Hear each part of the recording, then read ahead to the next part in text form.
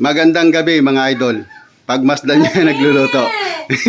Pagmasdan niyo yung anak ko mga idol nagluluto. Adobong sitaw na may manok. Oh, busy yan maghiwa-hiwa dyan. Oh.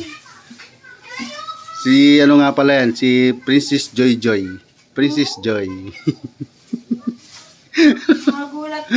Nagluluto. Tingin ka rito, huwag ka suplado. Huwag ka suplada. Dali rito, dali. Tingin ka na, dali. Oh. Oh, di ba? Oh, mga idol, pagmasdan nyo, mga idol. Oh.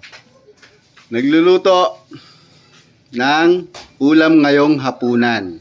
Yan. Nakapagpahinga na yan galing sa school nila. Yan. Pagmasdan na lang muna natin yan.